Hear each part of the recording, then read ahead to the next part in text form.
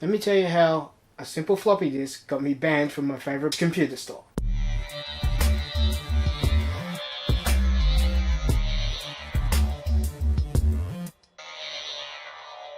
G'day guys, and welcome to Retrospect Reviews. I'm Vince, and today I'm going to tell you how a floppy disk like this got me banned from my favorite bookstore slash game shop. So it was 1990, and me and my mates had just moved on from the Commodore 64 to the Amiga. Now, the first draw card of the Amiga was the amazing graphics and the games. Now, the second thing that we soon all fell in love with was demos. Now, demos were playable levels of upcoming games.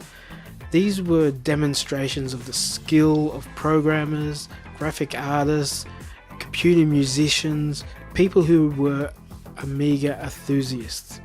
And they would come together as a group, or even sometimes these programs were created by one single person who would take on everything.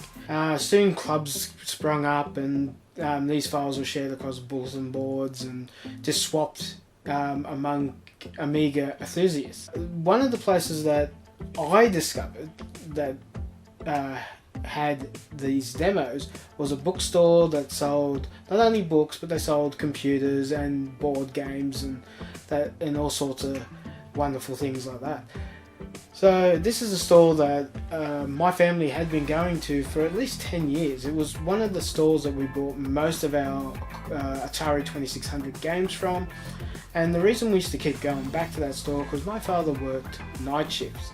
And so probably about once a month he would have a night off, and that would be a Friday or a Saturday, and that's when he would take the family out to Pitt Street or George Street in Sydney. We'd go and see a movie because that's where all the big picture theatres were in Sydney back in the 80s and 90s, and they're still there today, but that's where we would go. We would go there, we'd see a movie, we'd play a few goes in the arcade machines. Mum and Dad would be dragged along to the half a dozen arcade machine arcade parlours along George Street, and there was a few in Pitt Street as well. And then we'd go and have dinner at Pitt Hut. But one place that used to be still open on a Saturday or Friday night was this bookstore. Now, the name of this bookstore has left my memory. It's maybe I got rid of it after this story I'm about to tell you. So, my family would go into this store, at least once a month. No, we didn't always buy something. But we were in there one day, and I just got my Amiga 500, and as I was looking around, I noticed that on the back wall they had an Amiga 500, Amiga 1000, and Amiga 2000. And I went over because I was really excited. I didn't know that the Amigas came in those two formats at that time. I only knew of the Amiga 500.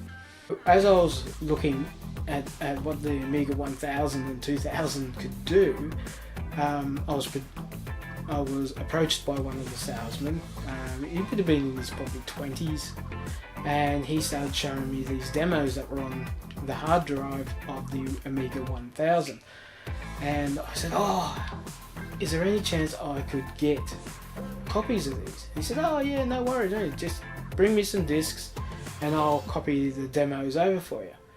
At the time I said to Mum and Dad, can we buy some blank discs? And I think it wasn't cheap. A pack of 10 was something like, $10, $15, and that was pretty expensive back then.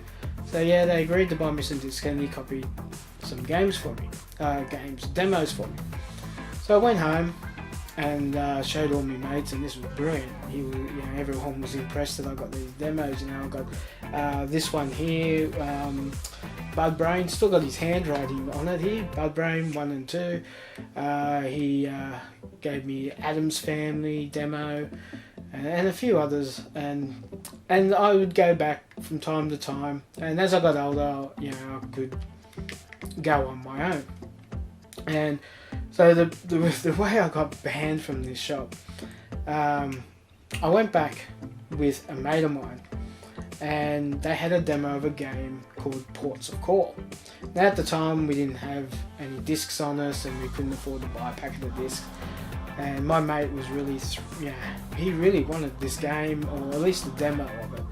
And I said, oh, well, next time I'm in, I will bring some discs and see if I can get a demo of it. Fair enough, because the game was something like $100, something like that. So anyhow, a couple of months later, I go back with a different friend, and I have my pack of discs because I knew I was going to get this Porter Cause demo, which we hadn't come across the game yet, or any of the people in our circle didn't have it yet. So when we went back, and sure enough, the guy was there. This was school holidays, I think it was, and it was pretty busy. And I said, oh look, can I get a copy of Ports of Call, the demo?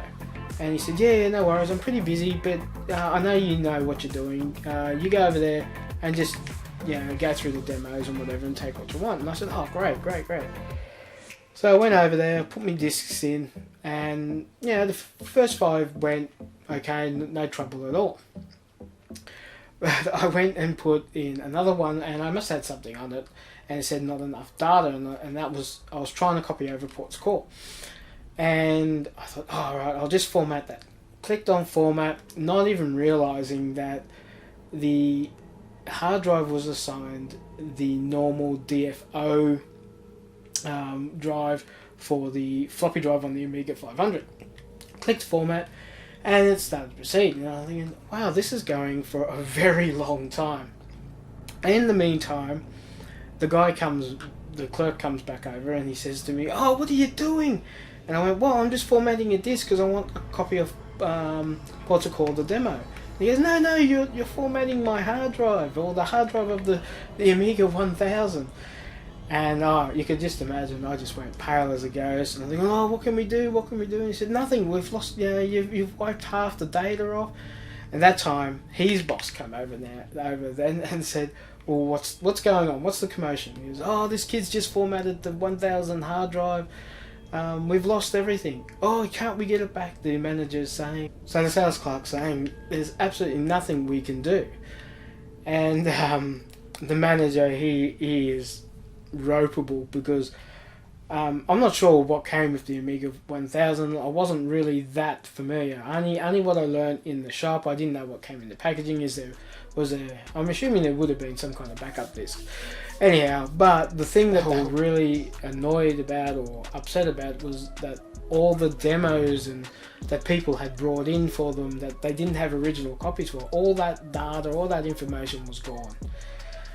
And my mate had disappeared by that stage. He had already headed for the door, and I looked at the manager and the sales clerk that I had known for like 5-6 years at this point, and the manager just said to me, that's it, don't ever come back, kid, you're banned, get out.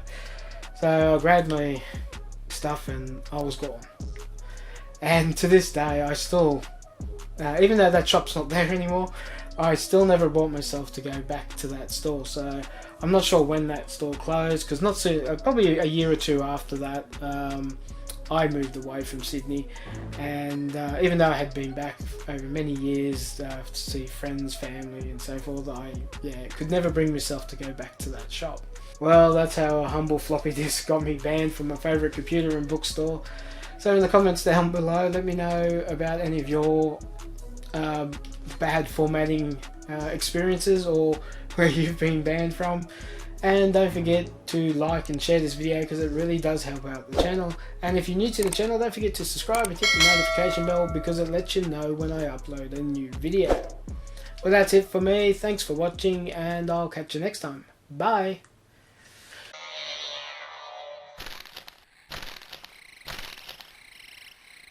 Yo, check this out.